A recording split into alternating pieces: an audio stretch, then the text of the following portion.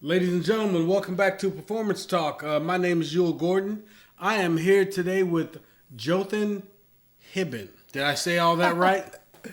You said that wonderful, and you did it in your accent, in a good English accent as well. There we go. Hey, yeah, I'm feeling pretty good about it.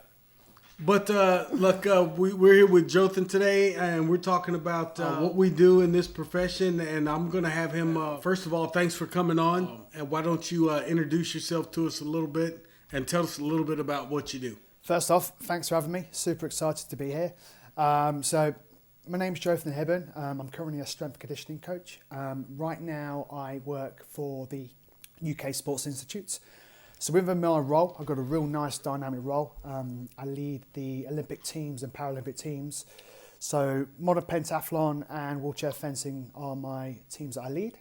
And then another part of my role is multi-sport. So I have some individual athletes. So I have a para swimmer, I have a snowboarder, and then the final part of my role is operations. So managing the gym, just making sure things run smoothly so that other coaches and other teams can use the facility and conduct their sessions the best they can. So we got a lot of stuff we can get into today then, but let's start off with how you got into this profession, this strength and conditioning, performance, and all that. What, go back to when you were a little one and what steered you toward this, or how did you bump into it? So I think it comes right from when I was a young child. I was always sport mad. My dad would take me to any sport that was going, whether it's canoeing, running, swimming, cycling. My dad was always active himself. Okay. Roller hockey, soccer, ice hockey. I did every sport during my childhood, and I just loved doing sport. That was always what I knew of, and being active is just part of my life, and that's what started me to be a lifeguard. And then from a lifeguard, I went to be the gym instructor. And then came to a turning point that I wanted to do something a bit more in my life, and that led on to going to university. And interestingly enough, I went to university with the intention of being a PE teacher. Okay. And in England, when you want to, this is back in 2007, 2010. If you wanted to be a PE teacher, you had to do a sports science degree. So I rock up in this sports science degree, see these labs, learn that there's this profession where you can train athletes, and I'm sold. I want to be a coach with sport. And that's really from the massive sport upbringing right. to then wanting to progress and then being exposed to this profession. And then it just kind of snowballed from there. Well, it sounds like, your dad got you started or introduced you to it by example, if nothing else, because he was active and he was always out there. But, one of the things about this, profession is we get into it and we realize that either something isn't what we thought it was going to be, or it wasn't what we thought it was. So what was that surprise when you got into the profession for you that said, oh, I didn't know it was like that? You've already indicated that you realized in university that there was this sports science or exercise science degree.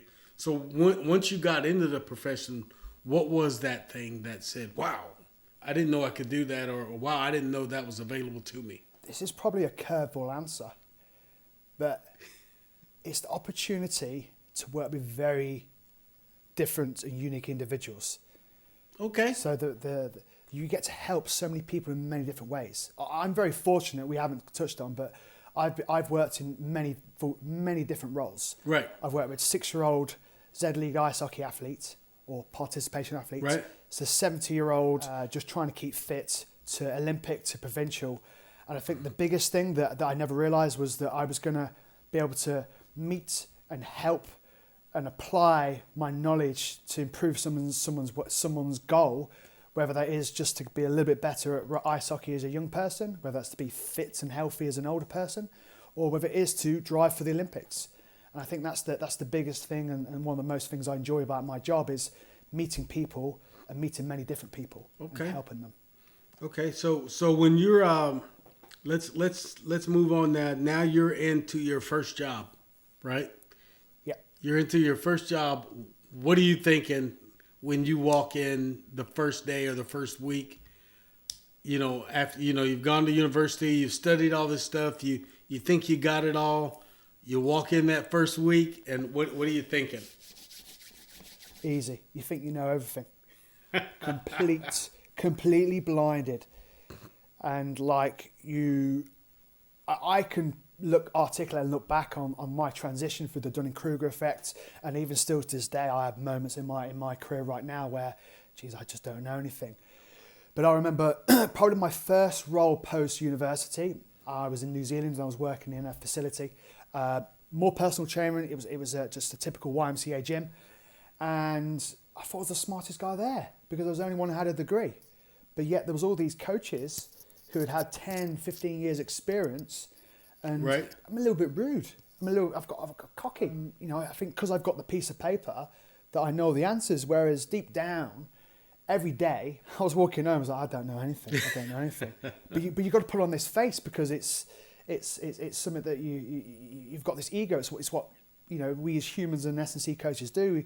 We are unfortunately in an industry that's got quite a high ego. Yeah, absolutely. It's in a sense like that. It's funny because not everybody, when I ask that question, not everybody talks about the ego, but everybody talks about not knowing everything you thought you knew when you walked in, because you have that piece of paper and you walk in there, and what I try to tell students that I work with or young professionals I work with, I say, look, this is what you need to know.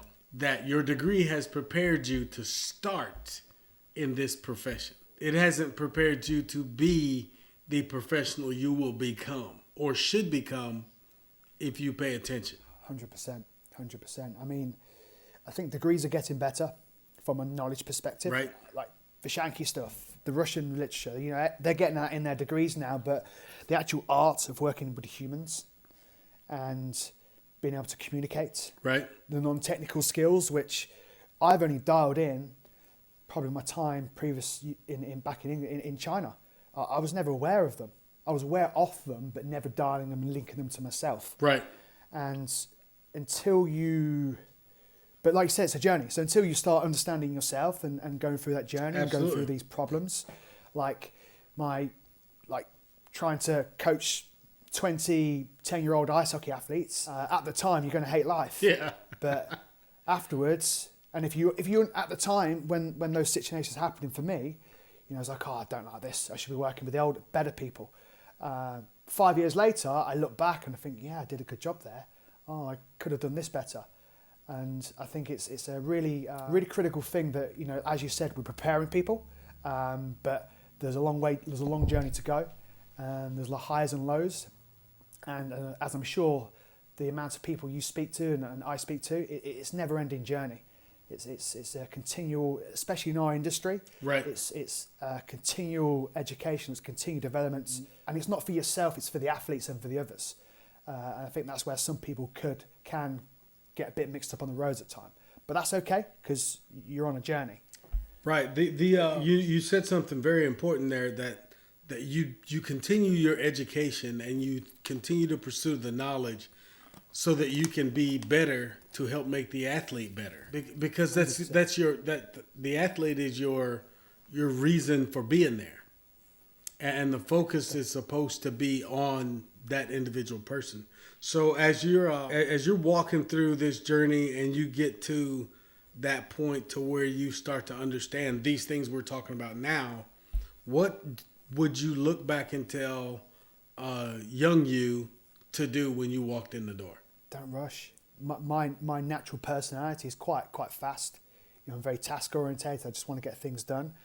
Don't rush. Understand things are going to go wrong. Understand you're not the smartest guy in the room, and just let it happen. And I think because it is a competitive industry, and certainly myself, is I rush. I probably, if I was looking back on my CV, there was times where I've rushed ahead too quick. Because I wanted the better role that I thought was going to get the better opportunity. That's a little bit of Harry hindsight. Yeah. But don't rush. Seek help. Reach out to people. We talk about networking all the time, but just drop a line to people every now and again. Just a friendly iteration, and just say, can I take a bit of time out of your hands, and just don't panic. Yeah, slow down to put in the speed hard up. work. Yeah, We talked yeah, to I talked to some of my athletes, and they're you know, as an athlete you're always ready to get better faster, but sometimes you have to slow down in order to speed up. It's like sprinting, right? You can't go out there and move everything, you know, at the absolute top speed you can, because you're going to tighten up and you're not going to be fluid and you're going to make yourself slow. yeah. So you have to slow everything down to speed up a little bit. 100%. But then it's also like understanding the vision and understanding where you're going, how you're going, because a lot of people know where they want to go, but they don't know how. Right. They haven't broken it down. So like in the context, like in in one of my teams I work with right now, we've got athletes that are going to Paris and we've got athletes that are going to LA, and they've got 5 years, and some of them are a little bit in a rush already in terms of gym movements. Right. And I say, you've got 5 years. It's okay if we don't do a squat heavy right now. Let's do something a bit different. Let's give you some tools that is going to make you a bit more robust. Right. Build that little bit of athlete's foundation, because you can already do that. Let's break it down. But then it's my job to then explain it. And then it's not necessarily my job to explain it. It's always about what they hear. It's not really what you say. Yeah. So how can I articulate it? How can I reinforce it? Because they're in a rush, and it's natural. You know, we're in a rush to get to our really good goals.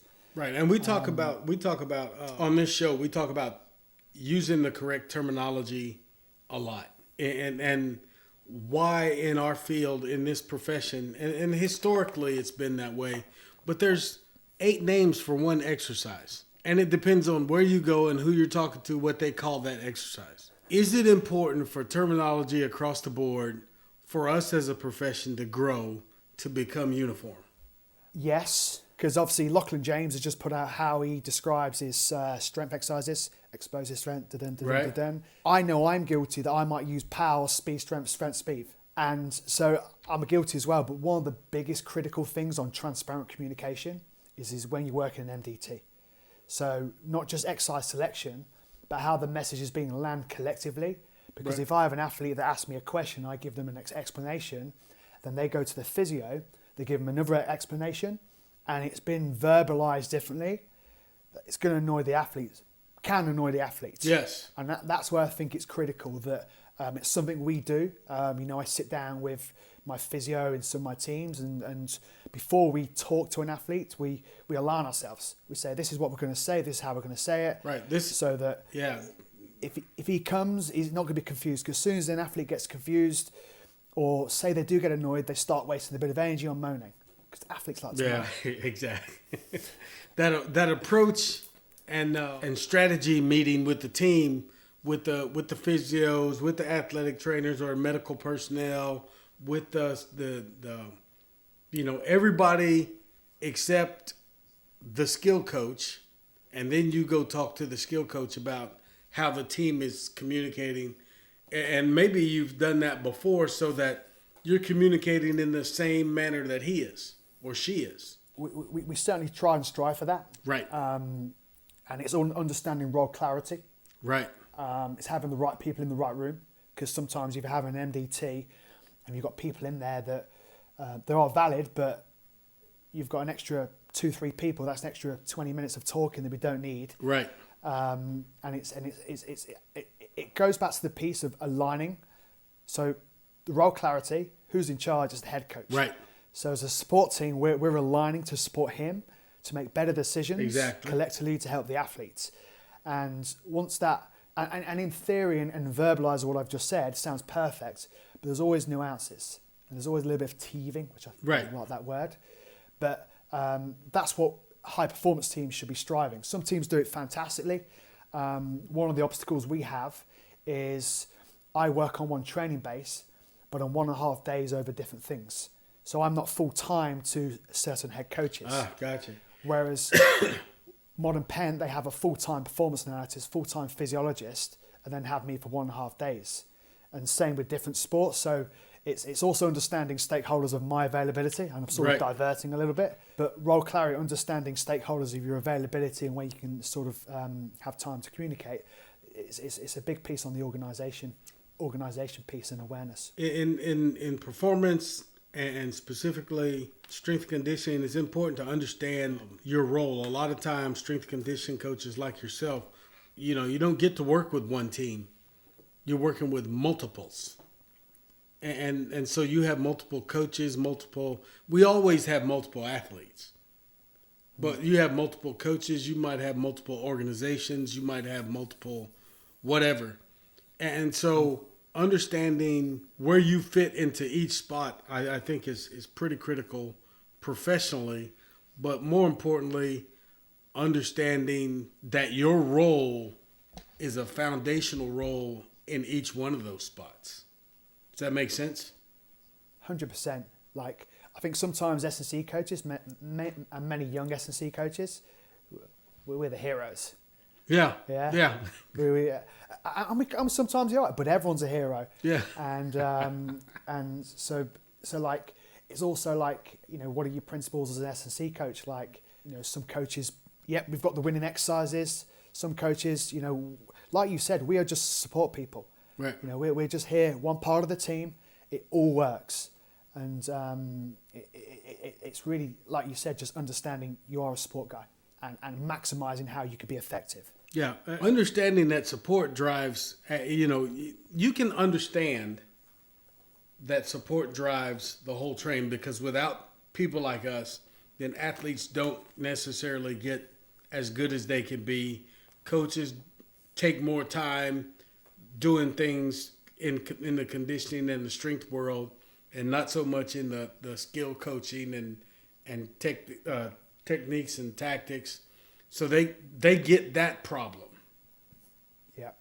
But we have to know why we're there. Yeah. You're supporting the coaches, yes, but your primary focus is the athlete. So the coach has a hey, I need my team to be stronger. All right, coach, I got you. Yep. Then you go to each athlete and you try to figure out, okay, who needs to be stronger to make this team stronger? And where's the coach really looking for those improvements? Yeah, that's literally how it does work. So it's on the S&C side, we've got diagnostics, but how we decide what each individual needs, it's what the head coach wants, and then what the athlete wants, and then just aligning between the two. Yeah. And then formulating a plan, whether S&C's more prominent or whether it's dialed down or dialed up. It's not being the S&C coach to be the hero. It's the S&C coach to be the supportive person for the individual that's needed at the right time, and nothing more in a simplistic way. Where we become very important is we understand the demands of the sport from a physical standpoint. Yeah. The coach understands what he wants. Hey, I want my team to be faster. We need to be stronger. We're not, we seem to struggle when we're changing directions or when we're running certain techniques or, building up plays or something, build ups from the back if you're a football player or a soccer player.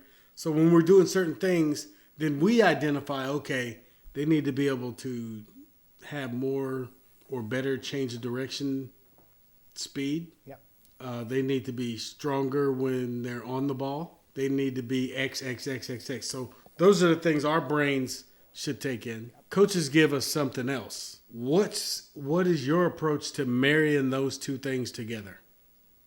When you get the demands of the sport, and then you get all the other wants and needs of the coaches and athletes. It comes to a couple of things we've touched on. It's understanding the coach's philosophy, Okay. understanding his terminology. Because if he says I need more power and I says okay, I could do a strength speed training session, makes no sense. Right.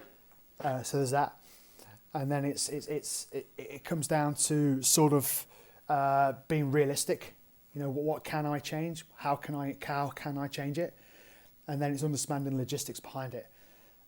So if we look at on a pentathlon, we use strength diagnostics, and one of the things that we know, if athletes are stronger, then there's a potential for them to be more robust, less potential for injuries, X, Y, Z. That's evidence-based. Right. So if we go with that approach and coach says, okay, you've got this training block, you can put a bit of volume into them. I don't mind if they're a bit domsy, you get a bit fatigued, but I need them to have stronger markers or be stronger at the end of this block, then I go with that. But I also go with that with explaining what's going to happen. So the first few weeks they're going to be DOMs. Be aware, because I've had it in the past where I've done a workout and they've got DOMs and the coach wasn't aware it's going to happen, and then it conflicts what he was trying to do. Right.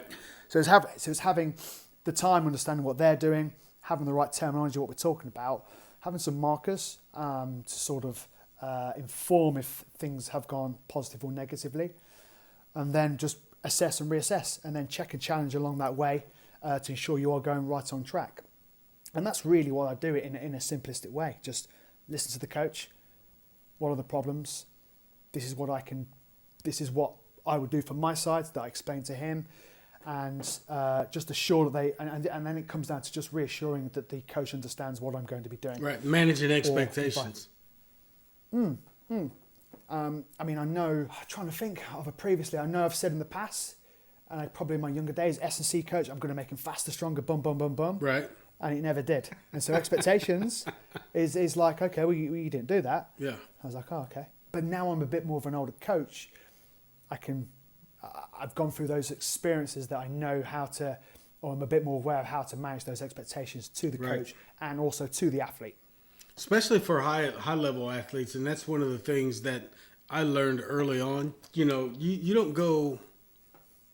So, for example, in the United States over here, the big thing is everybody wants to know how fast you ran your 40-yard dash. In many sports, it really doesn't matter. But if I come to you and I say, and you're a university level or collegiate level athlete over here, or a national level athlete, and you're successful, and I say, well, I can make you faster. Well, can I really? Can I really? You are an elite level athlete. How much faster am I really going to make you? 100%.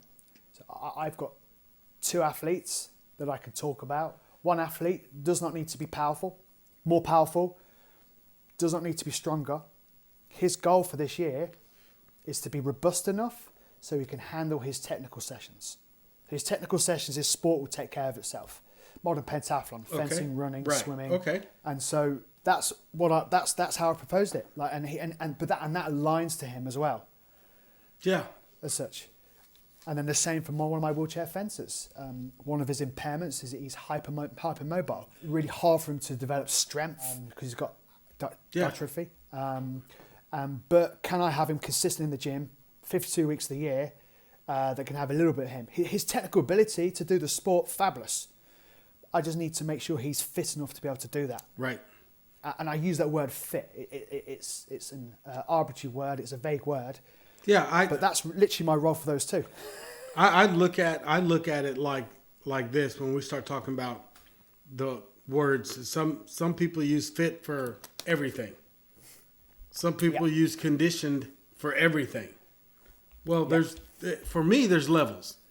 Your fitness is every day. It's about your health. It's about how your body operates. It's about everything. And you're responsible for that every day, 365 days a year, whatever. Now, when we want to start improving your fitness, then there's certain things we do.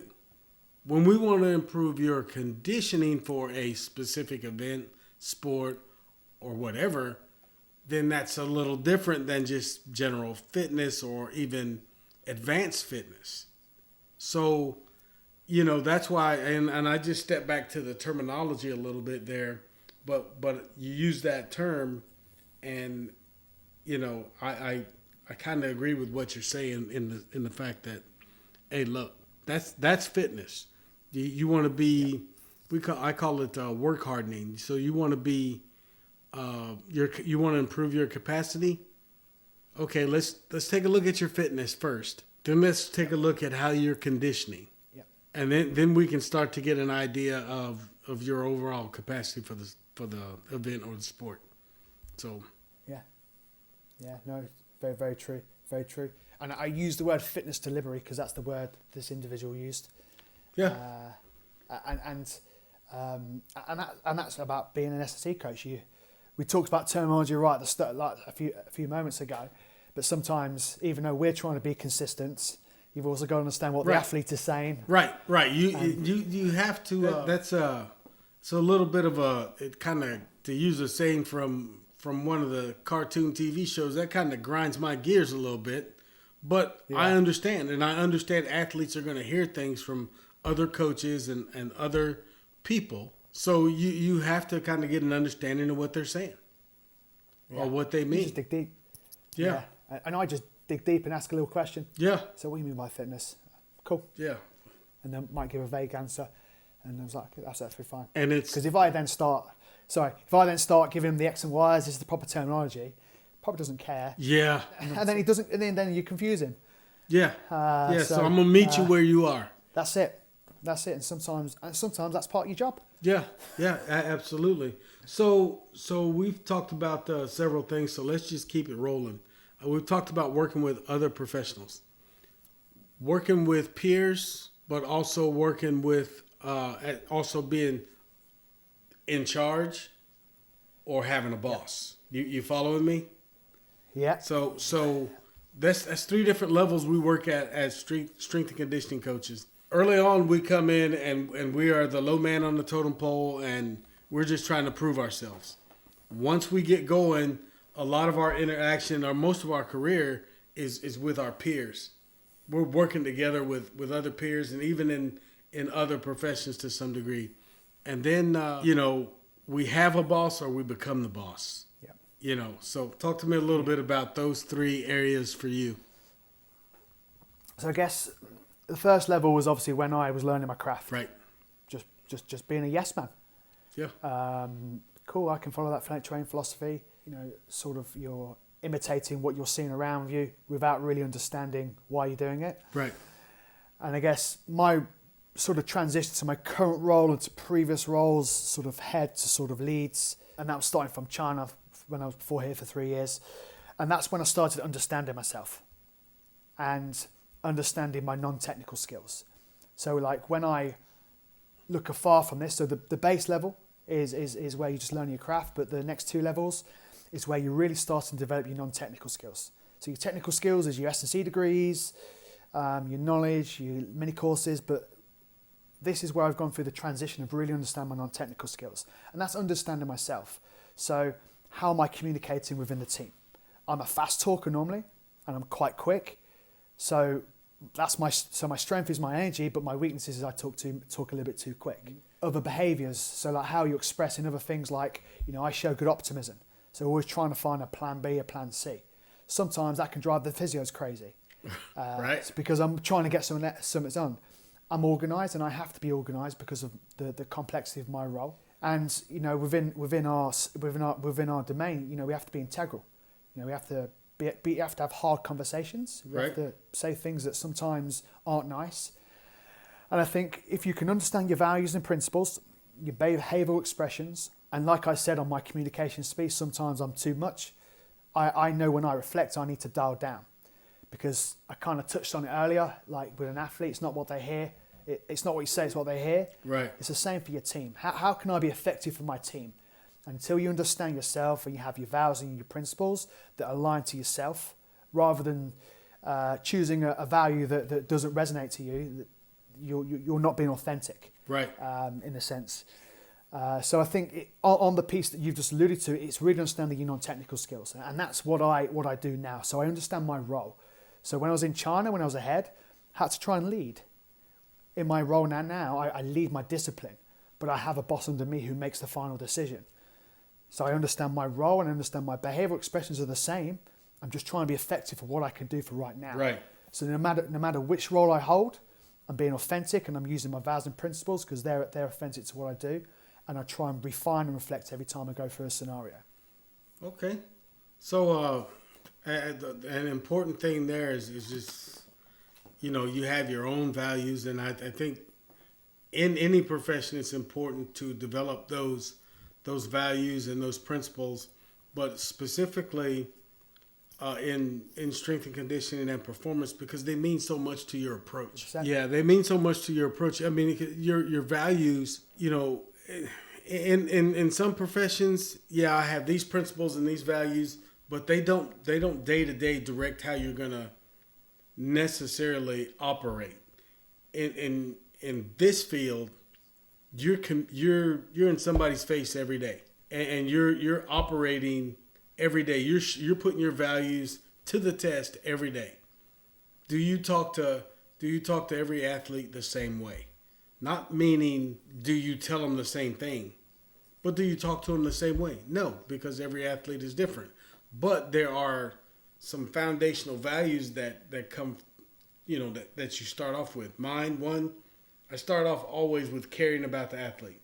So if I start from a position of caring, I walk in that day, I say, hey, Cindy, how you doing? You doing all right today?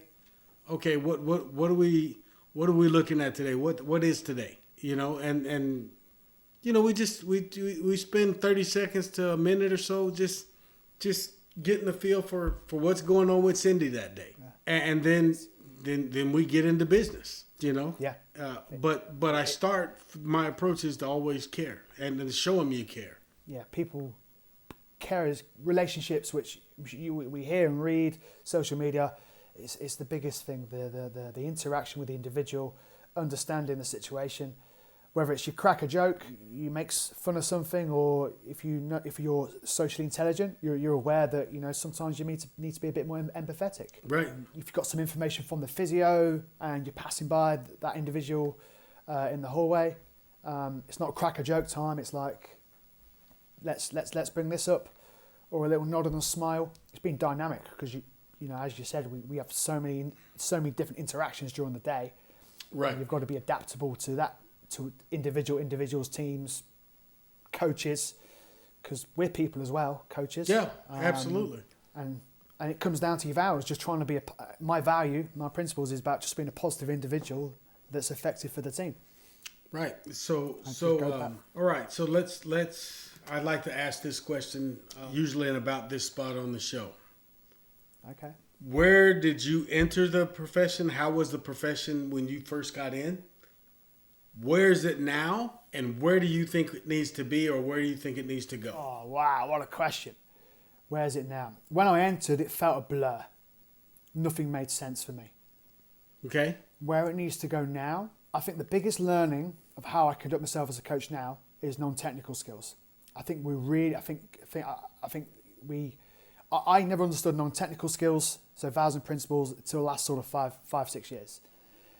And I think that is something that needs to be taught from a younger age, like communication skills. Yeah, soft skills. Soft skills, and we're losing them because phones are overtaking, like Premier League, like football in England. It's like athletes look at the phones at half time. They would never do that. Yeah, and I think we're losing our soft skills. I'm probably on the cusp of when things got a little more technology, when I did my degree or when I went to school with my friends. Right. But I think we're losing that ability to have a conversation. Like, I remember when I was a young person, I'd walk down the street and everyone said hello. Nowadays, everyone's head's down looking at a phone. Yeah. And they may bump into you. Yeah. Sometimes it's my friend. Right. They're checking Twitter. Hiya. Yeah. And but yeah, I think that's where. So it wasn't very technology at first when I first started. It was very blurry. But I am seeing that the ability to have a conversation, have difficult conversations. Right. If athletes are under pressure to perform, how do you navigate that conversation with them, where they need a simple couple of sentences? And I think that's where a big piece. Like my boss, believe it or not, communication is one of the things that I really think the best coaches I see, I know have either done TV, presenting or acting, and my boss told me to go and do improv. Because if it can make you a better communicator, and those soft skills, like you said, how you articulate things, how you land your messages, right. One of those, a strategy like that can really help. But yeah, soft skills is just, I'm not going to say it's diminishing, because that sounds quite cruel, but people talk about it, but don't really do any action about it. Yeah. And that's what you tend to see. You hear all the buzzwords, and so I've said all the buzzwords in this conversation. Right. And sometimes I don't get it right all the time. Well, now keep in mind we want to know about the future, but I think the first two that you talked about here, that transition from, when we are young professionals and where the profession was when we were young to where it is when we become, the prime, the guy in the prime of the profession. Yeah. It's changes for everybody. Like for me, when it was young, it was all about, how much you could find, how much information you could find. As I got into the middle part, I'm at the end of my professional journey. I'm closer to the end than I am the middle. But when I got in my prime, it was about how you could consume it. The information was there. You didn't have to find it, but what did you need and how did you get it and how did you use it, and then it started to become soft skills, how you talk to people, and those kind of things. But as we got into the aughts, the early 2000s, that those learning curves on the soft skills took a dive. Yeah. And it's what you're talking about. Yeah.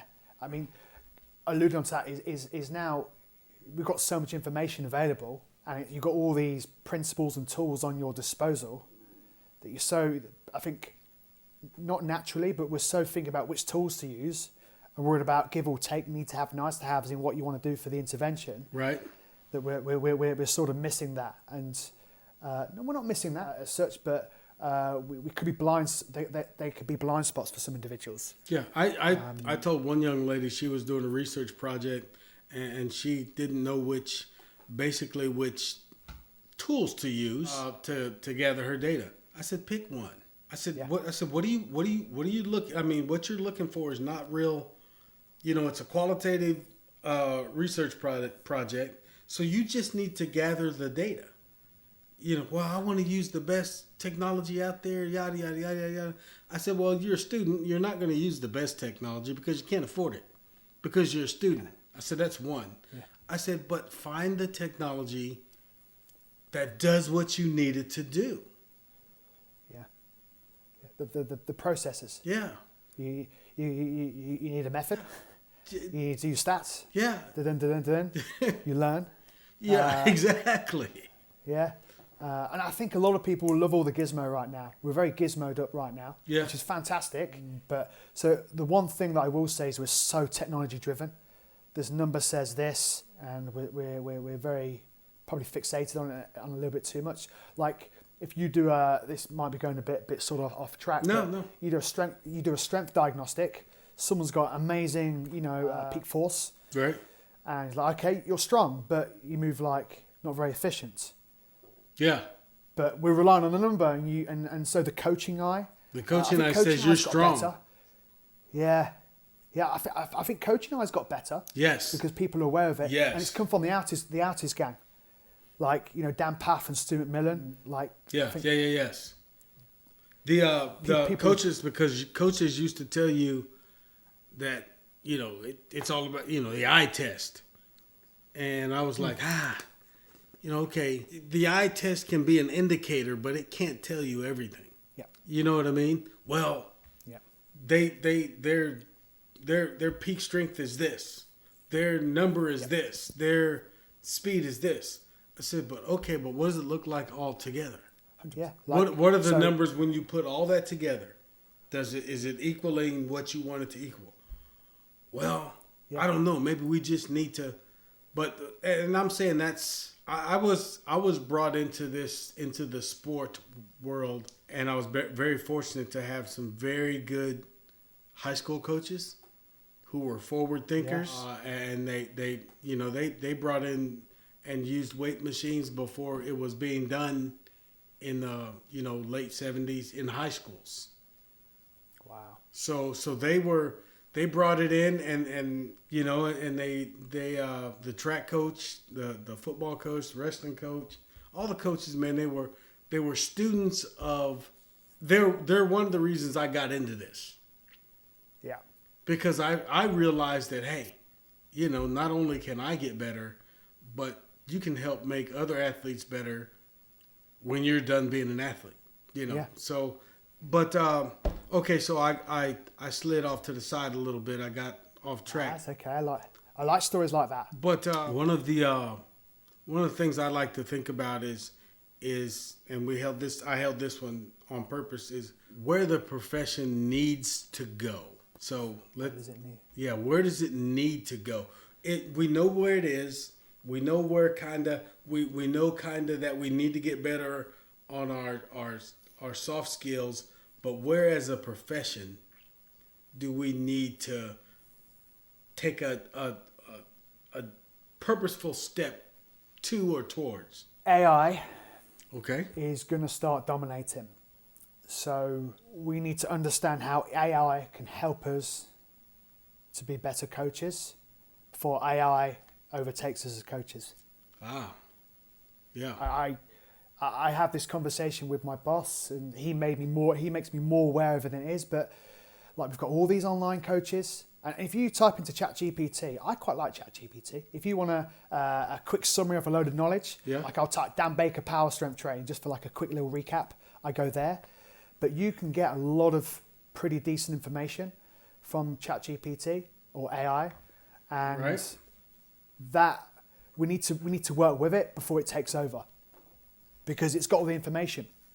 It'll come to a point where you could type in 28-year-old athletes, this sport, this position, this is my goal, and it will spew it out. Yeah, and coaches need to be behind that and in tune with that and in control of that, and not what I call slave to it. Relying on it. Yeah. Because the biggest thing a computer can't see is the athlete and the emotions, and all a bit like when we went really heavy on the data and the acute chronic workload era. Still is there as a tool. Yeah. But we need to keep that human intuition. That's powerful. Like you talked about with your high school coach. I've got some senior coaches that just see things and just articulate things that are absolutely fabulous that a computer can never see. Right. So use the technology where AI may go, and geez, I don't know where it would go. You've got how can you maximize it together? Right. Yeah, that's because, man, those are some great points about where the profession, getting in front of that, especially because you see it a lot now. Not so much on the athlete side, but on the fitness side, you see, you can plug in whatever you want and they'll spit you out a workout, and it's supposed to work for you. Yeah. And just speaking on the fitness side, they may not be in front of that right now like they need to be. Oh, there's a market for it. Yeah. There's a market. I mean, I've got friends doing online and they've automated things and they're doing very well. But there's a market like is it called the Tonal that you have in the US? Yes. You've got the Peloton. Tonal, yes. Yeah, like if you can automate it and you can mass produce it and you can get people hooked, you don't need a coach. Yeah. You just need some intelligent people that know how to work a computer. Right. No coaching intuition. And what you find, and I'm not saying anything derogatory. It might be negative, but it's not derogatory about those companies. But what you find a lot of is people who have no idea about the coaching side. Yeah, it's redundant. Yeah, and it's one of those deals where you don't need a coach to do that. But here's when you need a coach. Almost all the time. Because, and I don't say that because that's been my life and that's been what I've done or that's what I do now. I say that because you're an individual. I can help you figure out what's wrong with you as an individual. AI can't. I can help you get better at the things individually that will make you a better athlete. AI can't do that. It's going to spit you out an algorithm. You told me this with these things. Here's what it is. And that's going to be okay for, I don't know, 60% of the people. Yeah. But that other 40% of the people, they're not going to get what they need from that. Nice. So it's the same thing I tell people about strength and conditioning programs in universities and in schools. I said the general program, the foundational program at any university or whatever, they are good for about 75 to 80% of the athletes. I said the good programs have that foundational program, then they have the ability to individualize it for each athlete. And I said that covers about 90% of the athletes. I said, then that last 10% of the athletes on both ends of the spectrum, they need one-on-one eyeballs and assistance. And that's not bad for coaching. That's just the way it is. And that's why some of us are in the the non, we're not at the university or large organizations, and we're more individual oriented. And what I do is problem solve. I come to your organization as an outside trainer, and I say, hey, coach, how can I be value added to you? Yeah. What athlete do you have that needs help, or that you've been working with that needs a little more time that you don't have? Yeah, love that. Yeah, I couldn't agree more. Yeah, I don't want to take over your program. I don't want to take your athletes away from you. All I want to do is, coach, how can I help you help your athlete? And that's usually not something that I'm going to do for a long period of time. We usually say, okay, let's go 6 months and let's work with Coach Gordon in addition to what we do. Let's see how that comes out. Yeah. At the 6 month mark, you take some measurements, or you do your data collection. If they've gotten better, or even if they've even perceived they've gotten better, there's been value. 100%. So I think you've highlighted a lovely skill right there, listening, asking a question and listening. Yeah. And problem solving that information. I think my weakness is that I talk too much, that sometimes doesn't get that chance to get that listening in. And that's where you get your answers. And that's how you problem solve, and you can try and help people. Like going back to the AI, like a computer can't see that they're a bit sad on the face. Right. Yet. Right. Or that they've had a bit of a tough time going on. But that interaction, that's what keeps people in. Ownership and accountability, that you can, those skills that keep them going with them, right? Even as something as small as they walk in and you notice that their energy is way down. Mm-hmm. They didn't sleep last night. Yeah. Computer doesn't know that. No. Here's what you have today. Yeah. Yeah, and all it's and all it takes to fix that is just a simple question and listen. Yeah, I've athletes have walked into me over the years, and they get in the door, and just by watching them walk in and their demeanor and their body language, I say mental day today. Love that. And we just drop whatever was on the training plan for that day. We drop it. We forget about it. We don't try to make it up. The next time that comes up, we move. We progress like we normally would. But we take that. Today's a mental day. And we may talk about that workout. We may go through that workout, from a mental perspective. But it's a mental day. We're because I don't have you here with me today anyway, from a physical standpoint. Yeah. That's athlete care, like you talked about. Exactly. It's wonderful, isn't it? Yeah. And that's why we're coaches. We're there to help people. And it's not just to be the best in their sport. It's personal. There's so many dynamics within each individual. Well, we get to this point. We get to this point, and then I start thinking about my production folks, and they don't want me to go. They don't want me to go over an hour. Sometimes I do, but we get to this point, and I have to, ask a couple of questions. First question is, one, what is your advice to the newbie, the new professional coming into the field? What's your advice? What's the one thing or two things you would tell them to be aware of? I'm going to sound biased for my development. Focus on your non-technical skills first, because you're learning your technical skills at university. Understand yourself, how you operate. Okay. What aligns to your values, your principles, and how you're being perceived around. Okay. As soon as you can understand that, that's what your athletes are going to see. That's what your team workers are going to see. And your skills and your knowledge, technical skills, are going to come from those exposures of coaching athletes, from sitting in meetings, from having a conversation with a coach. They'll come from being a good person from those non-technical skills. Okay. That would be my one tip. And just don't rush it. I rushed it. Yeah. That's So we're gonna don't rush. One, slow down. Don't think you have to do everything the first day or the first week.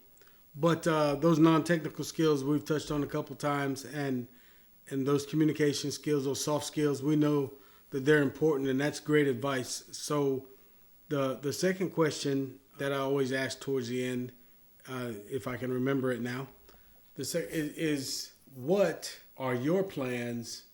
I'd say I like to give this question, but I don't want your boss, when he listens to this, to think you're trying to leave. What are your plans in the profession moving forward? I have goals. Okay. I can't tell. My boss knows my goal. People know my goal. I certainly want to get back into more leadership, having my previous roles been more line management. Okay. I had a wonderful time in China. I did mentorship. I really developed these leadership skills, and it's a tough environment there. And then I came back to the UK, and again with my boss, we've refined these skills, and I'm doing a great job leading my discipline and leading where I can. But that's where I would love to go next. And my favourite sports that I've worked with, I've been fortunate to work with lots of sports. China, I had combat sports, and then right now I have a combat sport and a field sport. So if it was to be in the combat sport again, that would be the dream. But there would be the two things that would be the golden dream. Okay. For next, or within my next 1, 2, 4 timeline. But I just want a challenge. Okay. That's all I want. Leadership. I love a challenge. Leadership is always a challenge, and for people who said, for people who would tell you that leadership is not hard, leadership's always a challenge, because it's evolving all the time, and the people you're leading are evolving all the time. So it takes a unique people to want that challenge. And I'm sure you'll get there. After this conversation, I know you'll get there. So we're not too worried about that. Here's look, this is that moment. I have to say we are just about done. We have appreciated having you on. I love this conversation. We could probably talk another 2 hours, to be honest. But stay in touch. We are connected on social media now, right? We're LinkedIn friends. LinkedIn. So we're friends. Okay. Because modern day friends is LinkedIn friends, right? I'm guessing so. I'm not too modern, but our production folks, when we get this thing finished and ready to go, ready to drop, we'll make sure we get you a link. And then Awesome. if you don't be afraid to touch base with us in the future, and know that we'll probably ask you to come back in the future as well. But I appreciate having you on, and your time and your input and all that good stuff. I appreciate you having me. It's been awesome talking to you, and I can't wait to do it again. Yes, indeed. Ladies and gentlemen, this has been Performance Talk with Yul Gordon.